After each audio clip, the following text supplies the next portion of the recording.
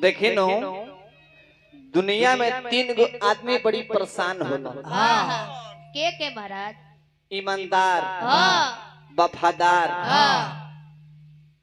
अजे दिल के साफ सुथरा बा। ये दुनिया में 3 गो आदमी बड़ी परेशान होला।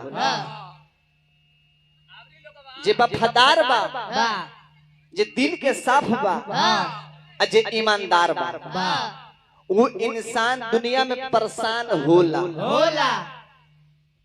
आ दुनिया में 2 गो आदमी परेशान ना होला। के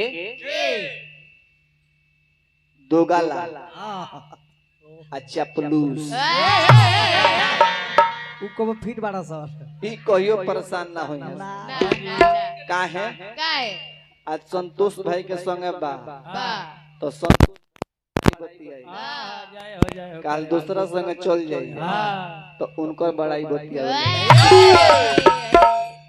जैसे में पलटुआ अब जाना बतियावता खूब बतियावता। चल गइल उमे चल गइल बा चिन्हा गइल कि पलटुआ का हो। देखी फिर भी सत्यता पर, ईमानदारी पर और वफादारी पर रहे के चाहिए। सत्य परेशान हो जाला, लेकिन वो कभी पराजित नहीं के हो सकता, वो कभी हार नहीं सकता है। तो सत्यता पर इंसान का रहे के चाहिए, वफादारी पर इंसान का रहे के चाहिए, ईमानदारी पर इंसान का रहे के चाहिए, दिल के साफ सुथरा रहे के चाहिए। सबसे बड़हन दुनिया में इहे बा, इहे संगे जाई। ये दुनिया के छोड़ के हमार माता कबूतरी देवी चल गई, लेकिन वहाँ के नाम पर गांव भर के लोग भोजन कइले बा। भोजन कइले बनो आ भोजन के संगे संगे रवा सबन भजन भी सुनत नहीं। के करा नाम को के करा आज हमार माई नाम मर रहती तो रवा सबन गीत संगीत सुनत नहीं ना सुनने के मिली। लेकिन आज हमार माई दुनिया के छोड़ के चल गई तो आप सबन गीत संगीत सुनत नहीं। तो सत्य पराजित हो, सत्य ऐसा चीज हो कि सत्य हार नहीं खे सकत कभी। ऐसे कहे के भाव ये दुनिया में जे भी इंसान आइल बा सबका चल जाए के बा।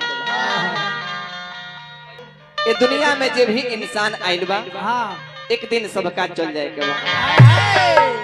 जैसे हमारा कबूतरी माई दुनिया के छोड़ के चल गई नी, वैसे ही सबका चल जाए के बा।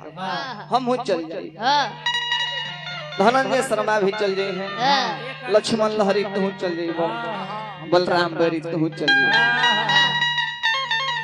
सबका एक दिन दुनिया के छोड़ के चल जाए। वाह वाह का कहे चाहता रहो? एक आदमी ना जो ओके जा अब रहुआ बुझ ली कोनो अमर होके आइल बा, वो एक दिन जाई। अभी ना जाई ना मृत्यु लोक के धरती हो, एक दिन सबका चल जाएगा बा। विशेष हम कुछ ना कहब संतोष भाई, गीत संगीत पर ध्यान देवे को बाकी गीत संगीत का हो, अलबेला ब्रांड का हो, ए पर विशेष ध्यान देवे को। ई मजा सबका लगे ना मिली। कहे के भाव